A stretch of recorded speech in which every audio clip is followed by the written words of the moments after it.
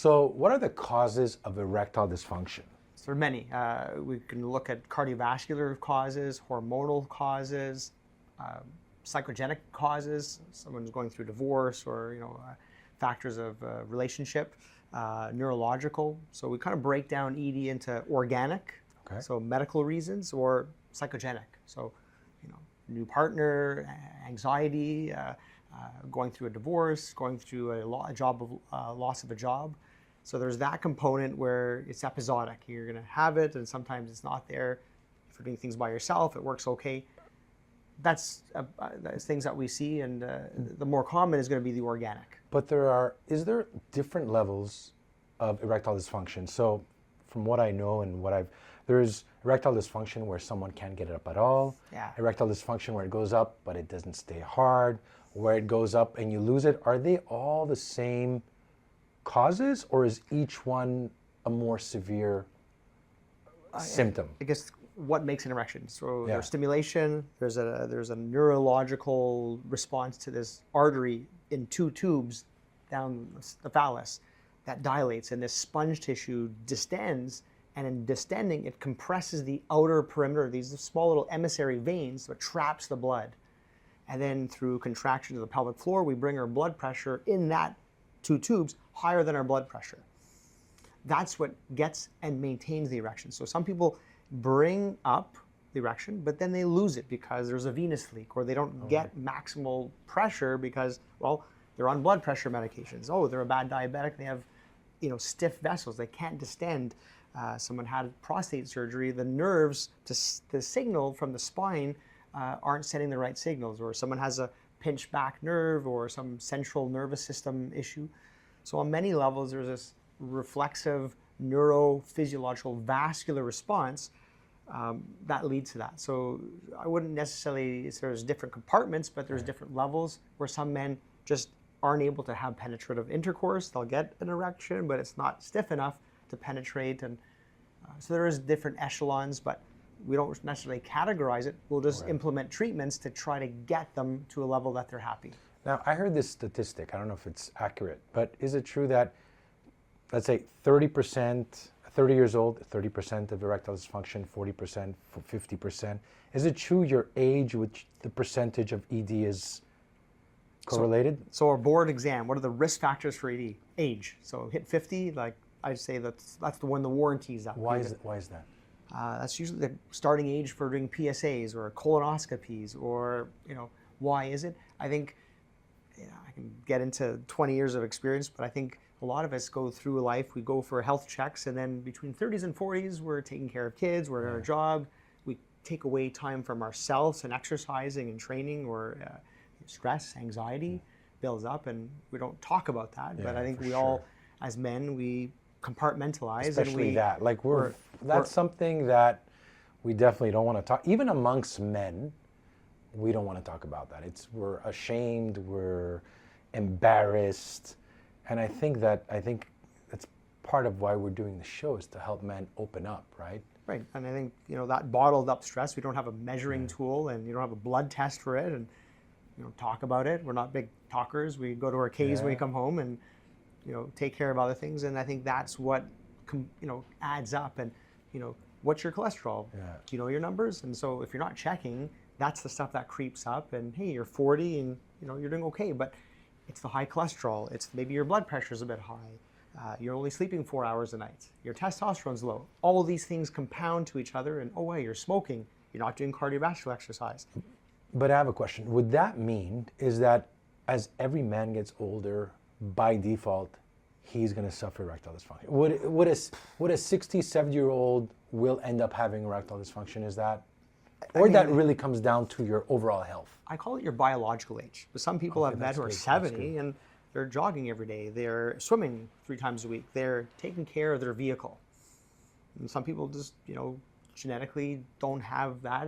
Their things fall apart. And I think, if we don't practice and take care of things, it just, like flexibility. You're not going to do the splits for the rest of your life.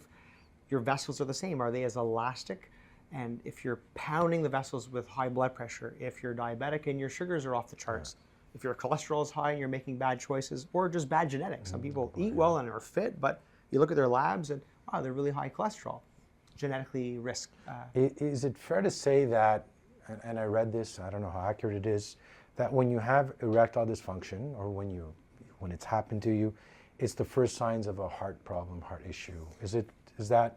So, my father-in-law is a cardiologist, and I always would joke around and said, I think in life you need a good cardiologist, you need a primary care, you probably need a urologist too at some point.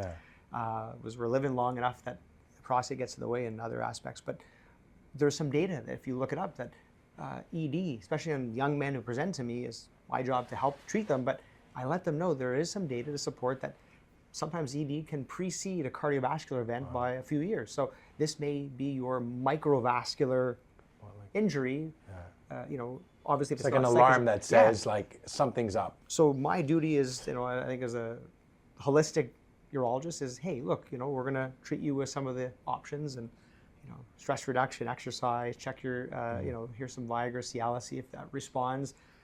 Most often that's your treatment of organic and psychogenic ED and breaks the curse if it's a cycle. Or, hey, I got you, I'm happy, but let's dig to the cause. Why are you like that? What's your weight? What's your cholesterol? Do hormonal profile. And then we dig into it to say, there's always, not always, but there's most likely some factor at play. How do you break it down when it's either psychological or physical? Like, what do you do to determine which one it is? You got to take a good history. You got to ask good questions. Take the time. So, I've seen patients where, they were told by a female their phallus was too small and they're distraught or they got cheated on, and so that bravado is gone. And sure, that will break your self-esteem, make you self-conscious, and definitely cause erectile dysfunction and some kind of insecurity. Or performance anxiety. New partner, new date, and event number one didn't go well, and so take two, they're a bit nervous. So is this going to happen again? And so, part of the parasympathetic and sympathetic system to have an erection, you need to have parasympathetic. So if you're on sympathetic and you're charged, you've had 4 coffees, that's one of our treatment of priapism. We actually inject into the phallus a vasoconstrictive agent like adrenaline, and that just makes the vessel shrink and everything, timber comes down.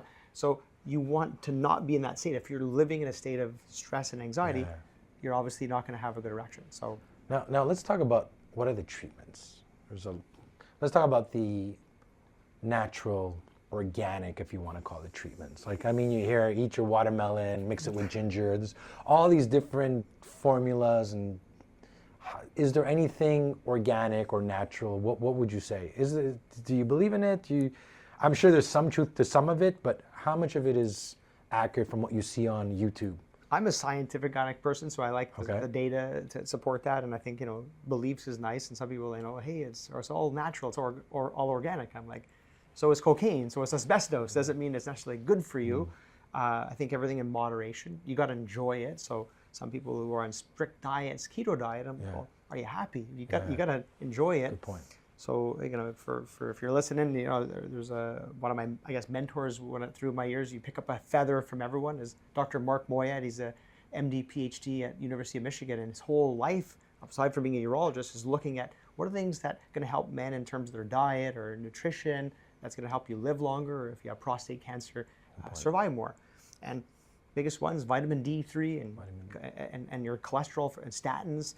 So all of these things play out with data and survival. So the natural things for having better erections is number one, sleep. Are you sleeping? Are you exercising? So Mark Moyad has these 10 things. Before we get into the nutraceuticals and do I have some vitamins and supplements tinctures, and stuff, the basics. Yeah. What's your weight? What's your weight? What's your cholesterol? What's your blood pressure? Are you sleeping? Simple things that we kind of want the easy pill. And are you doing the duties that you need to take care? I call it your vehicle. You got one. You can't go buy another one. You got to protect it. And I think we forget about that. And what about supplements? Vitamin D, zinc. I hear all these different supplements. Is there one that you would recommend, or is there one that you would believe in more than another, or just? Well, really, I think you have to have a good diet. So, I think you probably just profess about small meals and having a balanced and eating your vegetables and, we're all carnivores, and some people the carnivore diet and the keto Yeah, diet. everybody has something different. So some people the carnivore diet and the Yeah, keto diet. everybody has something different. So at the end of the day, I mean, take a multivitamin if you're concerned. We live in Canada, and I think that's one of the things. Vitamin D3 Vitamin D, levels are low. Some people, well, And vitamin D affects? well, not your erections per se. It's going to be more your bone health. Oh, yeah, okay. So And probably your mood as well, no? possibly, and I think biggest one is bone health. And I Okay. think my father has osteopenia, and kind of, hey, I drink milk, but if you're not in the sun, you don't get it converted to D3. So simple little supplement, and we can do blood tests and check it's low, and they say about 30-40% of people may have low vitamin D3. So, but diving back to erections, and erectile function, I think those are the simple things of taking in duties and eating and a balanced diet and watching your weight. That's probably more important than trying to eat more carrots or So there's no natural booster and go out and go into your local grocery store and buy all the carrots you can get. All this stuff you see online. But let's talk about there's something called shockwave therapy. I've heard of it. What is that exactly? So I think for men with mild erectile dysfunction, the concept is that you're using energy and to create a not a micro trauma. You're focusing energy within the sponge tissue to initiate an inflammatory state, so that there's growth hormones that come and neovascularize. So if you're going to get cut, everyone gets a paper cut, it turns red, it's sore. There's this growth factors that fill into this area that say, hey, we got to heal up and bring in new blood supply. That's what's happening. So using shock waves on repetitive therapies throughout the length of the phallus to stimulate more vascular supply. I've seen it's like something like does it hurt? Like you're actually getting shocked, or like what does it feel like? No, you're not being electrocuted by. Well, I was always curious because you hear shock waves, so I was like, what does it hurt? Is it just like a slight vibration somebody feels? So the idea is like slapping your hands. There's an initial spark, a shock. You don't see the spark, but that initiates a sound wave that's focused into a point, like a magnifying glass. So that concave area focuses in and delivers that energy to a certain depth. So we can use it for kidney stones. You can use it for, in this case, the child. But it's not a very high power, but you're doing, let's say, 3,000 to 5,000 shocks, over the course of the phallus, and you're kind of initiating a diffuse area where there's going to be, increased blood supply.